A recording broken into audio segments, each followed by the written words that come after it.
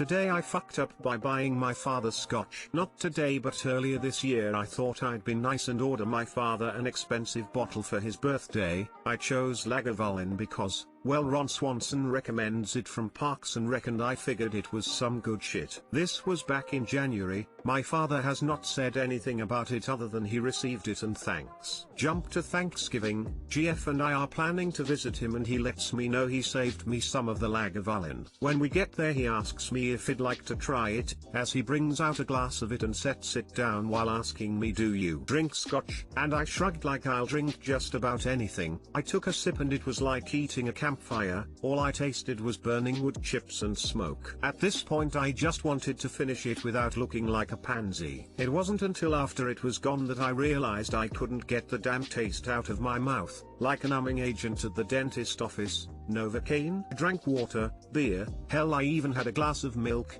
It eventually faded, 6 or so hours later. The whole time my father is getting a kick out of it because it's the same reaction with everybody. TL, doctor, gifted my dad a $100 bottle of scotch only for him to use it as a gag for everybody that comes over. Edit, I do not hate Lagavulin, my first impressions of it were just tarnished by my lack of knowledge in scotch drinking. Thank you for all the scotch suggestions and tips.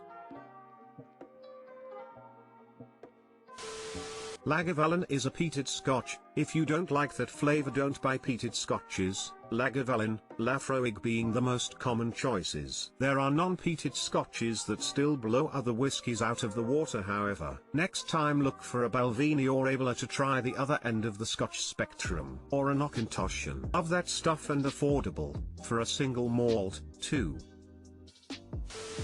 Anything Ron Swanson recommends is not for the faint of heart. I actually really love Lagavulin. The trick is to drink about a drop at a time, stupidly slow. Even though I like it, I would not say it's something that tastes good. It's something that tastes wholly unique and is an experience. And yeah, I do the same thing your dad did with you but with friends. I love a heavily peated whiskey. The smoky characteristics of an Islay single malt are something very special. A wee drop of water added to activate the flavor and you are on to a winner. It is definitely an acquired taste. I've always rather liked the umami aspects of some whiskey. I'm also quite partial to any dram advertised as having a character of sea spray. Quite poetic and nebulous, but you honestly can taste the character of the coastline. I'll stop now, or I'll be waffling on about whiskey for hours. Literally my favorite scotch. Guess it's an acquired taste, lol. Today I fucked up by leaving homemade cookies in a box. Let me preface with the cookies were in a metal tin, wrapped, then put in a box. My mother-in-law bakes these amazing cookies, known as 7-layer pieces of heaven, and she generally only makes them during the holidays. My husband and I have decided not to visit over the holidays this year as we live in California, and corona cases are quite high. So my mother-in-law decided to ship our gifts and cookies. We were so excited when it arrived yesterday but figured we'd leave the box sealed until our Zoom call on Saturday. Neither my husband or I work from home, so we left this morning as usual, but when I got home I discovered my dog decided the cookies were for him and no one else. He chewed through the box, through the wrapper, and somehow managed to get the metal tin they were in open and consumed the entire batch. It honestly never crossed my mind the lengths my dog would go for some food. Damn that nose. I, of course, immediately called my mother-in-law for the ingredients to make sure nothing in them can hurt him. I called my vet and she said to keep an eye out for any symptoms and to bring him in if he's being weird. Too long didn't read : my dog ate all my homemade holiday cookies because I'm stupid. I am very disappointed that this story doesn't come with a pic of the chewed evidence and the dog next to it. You should have taken pics even before calling your vet. Get your priorities in order. My dog just ate half a tube of diaper rash cream. She puked for 2 days. She's okay now. Dogs are nuts. Big typo. Could you post the recipe? Seconded.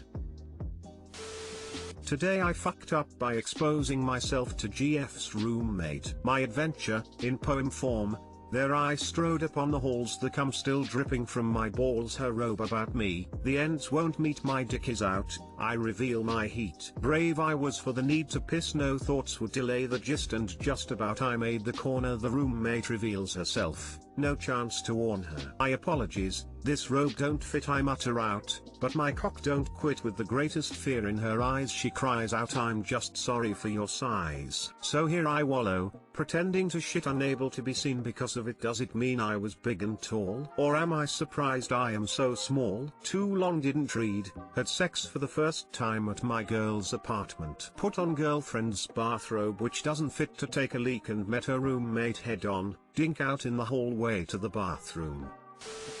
Most likely, she was just attempting to diffuse the tension with a joke. I can totally see myself saying something like this, and them immediately face palming the second they left. Haha. Oh shit, his dick is staring right at me, better make a joke about it so he doesn't feel embarrassed.